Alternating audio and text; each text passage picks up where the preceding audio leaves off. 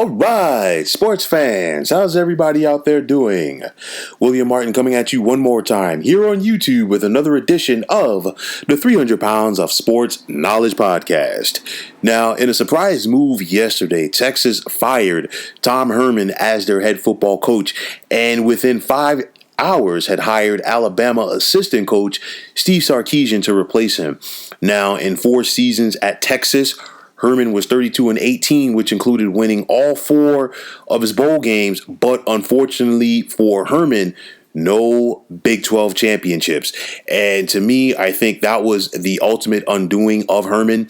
He did get things turned around. Like I said, 4 winning seasons at Texas, including a Sugar Bowl victory. They had 1 top 10 finish under him.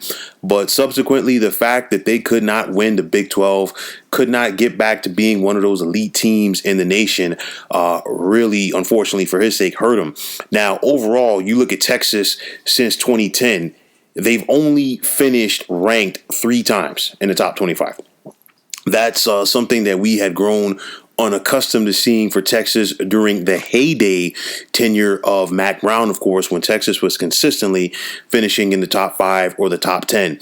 But the problem is for Texas right now, I think the expectations are a little bit unrealistic. I know that Texas is still a big national brand on the college football scene, but the college football landscape has changed. And I mean, you look at it, parity is king, and I know that the people that follow this Longhorn program don't want to hear that.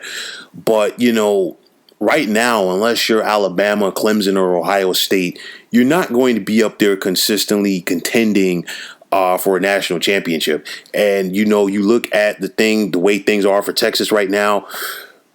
Recruiting in the state of Texas for the high school football talent has always been bitter.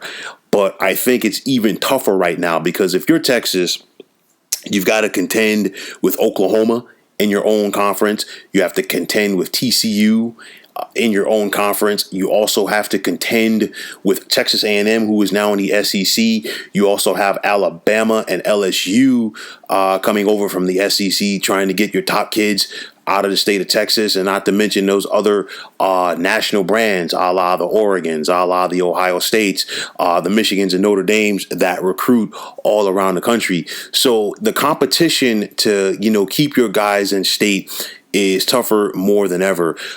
Then you look at it, I mean, Texas, they have not been good on the defensive side of the ball for the longest time. And I think that is what has hurt this Longhorn program, even going back to the days of Mac Brown.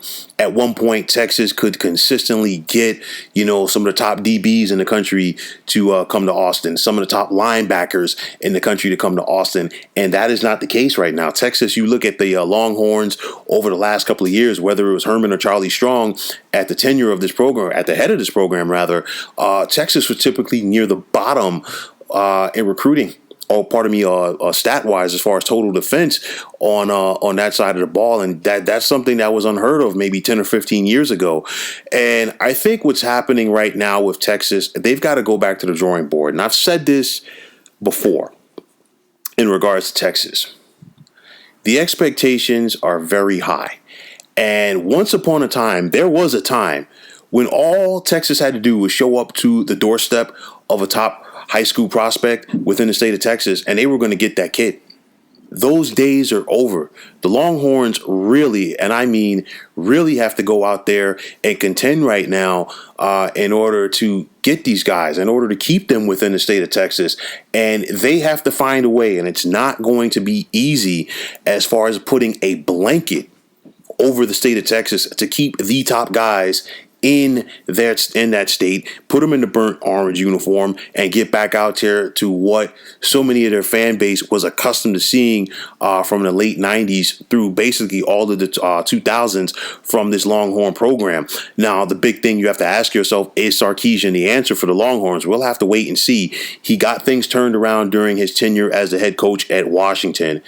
Left there to take the USC job. It appeared to be a match made in heaven until he was fired for some off-the-field discrepancies. It's a situation where, you know, Nick Saban in Alabama is a great guy to learn from in regards to learning the ins and outs as far as what it takes to coach on the college football scene. So, I mean, if you can learn from Saban, basically you're off and running after that. Sarkisian, he's known for his West Coast recruiting. He was integral in, swaying Tua Tagovailoa from going to either USC or Oregon and coming to Alabama. Will he be able to do that and get some of those West Coast guys and to come to Texas? We'll have to wait and see. But I think Sarkisian's biggest thing is just being able to recruit Texas. And if you're Sarkisian, you got to sit back and say, well, hey, this guy just went 32-18 in 4 years, and it was not enough for him to keep his job. I could understand if you were Tom Herman taking over for Charlie Strong, and Charlie Strong did have some losing seasons under his belt at Austin. You could say, okay, well, you know what? I can't be that bad. I got to be a consistent winner. He did win. He just didn't win the Big 12 title. And if you're Sarkisian now, you got to sit back and say, well, listen, if I don't win this Big 12 title, if I don't get this team to the college football playoff, what's in it for me? Because these are the expectations at Texas. And right now, I'm not sure if the Longhorns can get back to that, even with Sarkisian as their head coach.